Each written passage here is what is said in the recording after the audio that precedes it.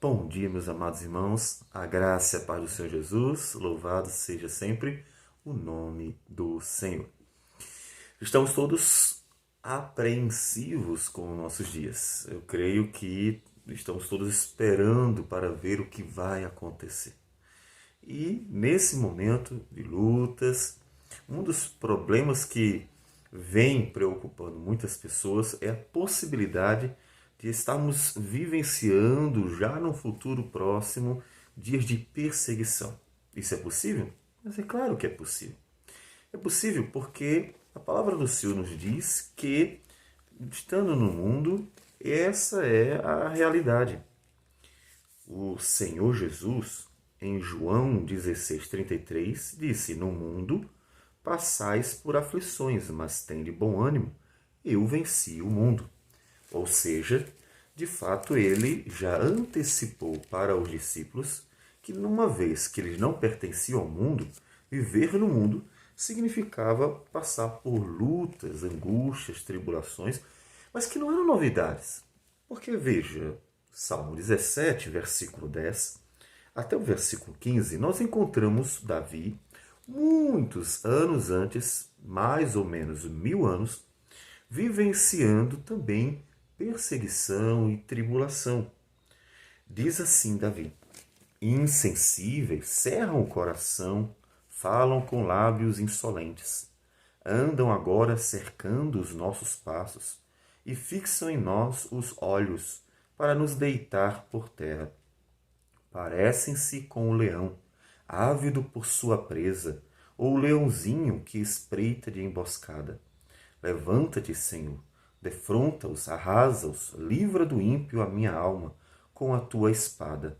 Com a tua mão, Senhor, dos homens mundanos, cujo quinhão é desta vida e cujo ventre tu enches dos teus tesouros, os quais se fartam de filhos e o que lhes sobra deixam aos seus pequeninos. Eu, porém, na justiça contemplarei a tua face. Quando acordar, eu me satisfarei com a tua semelhança. Observe que a perseguição e a luta que nós vivenciamos tantas vezes na nossa própria geração também estava presente naqueles dias. Porque o homem, seu orgulho, sua vaidade sempre quer dominar sobre o outro. Essa é uma característica do orgulho, da soberba. Sempre querer dominar sobre o outro, ser melhor que o outro e controlar o outro. E Davi passou por isso, insensíveis. Ele chama aqueles homens de coração endurecido que ficavam de espreita, vigiando Davi para ver se pegavam ele em alguma emboscada. Você vê alguma semelhança com nossos dias? Eu vejo toda a semelhança com nossos dias. Ou seja, tais lutas estão presentes há muito tempo. E o Senhor Jesus disse que com a sua vinda a coisa não ia melhorar não, ia piorar. Por quê?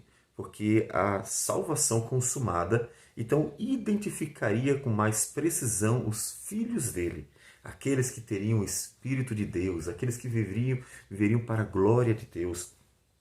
E, portanto, o mundo teria mais ainda uma indisposição para com estes que pertencem ao Senhor. Então as lutas, elas sempre estão presentes para o povo do Senhor. É preciso a gente ter essa consciência, porque senão você vai ficar a vida toda lastimando, eu passo por isso, eu passo por aquilo. Não. Tenha certeza, lutas, angústias e tribulações, nós sempre viveremos por duas razões. Que o pecado está no mundo, então todo mundo passa por tribulações. Dois, que é uma indisposição direta do mundo contra aqueles que pertencem ao Senhor. Porque uma vez que amam o Senhor, não amam o mundo. E se não amam o mundo, então, obviamente, se tornam inimigos do mundo. E o coração endurecido do mundo se volta contra. O Senhor Jesus, em João capítulo 15, ele nos disse o seguinte: se vós fosseis do mundo, o mundo amaria o que era seu. Como todavia não sois do mundo, pelo contrário, dele vos escolhi, por isso o mundo vos odeia.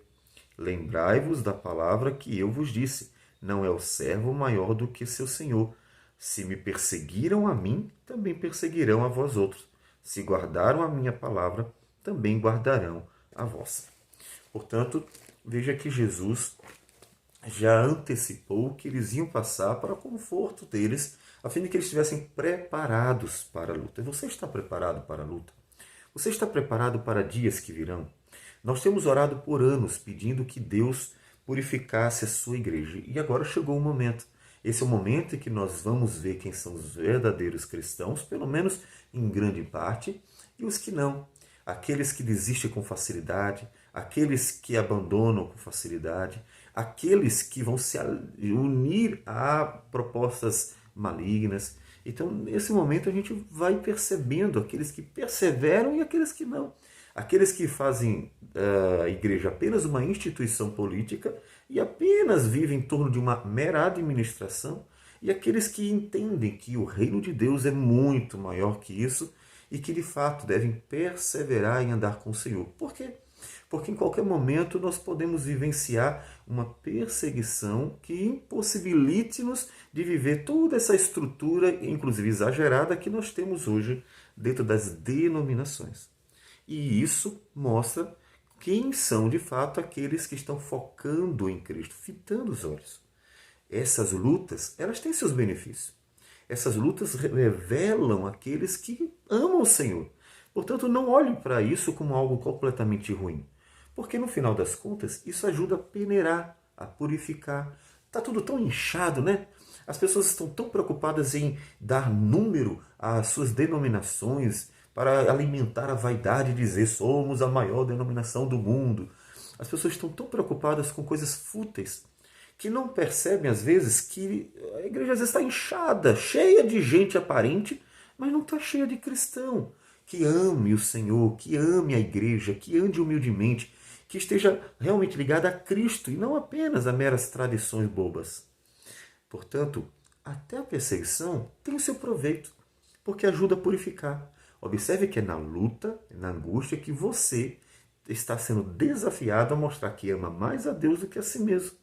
Portanto, tem o seu proveito também. E é exatamente nessa luta, nessa angústia, nessa tribulação, em estar sendo desafiado, provado, que Davi no final diz: eu, porém, na justiça, contemplarei a tua face. Quando acordar, eu me satisfarei com a tua semelhança.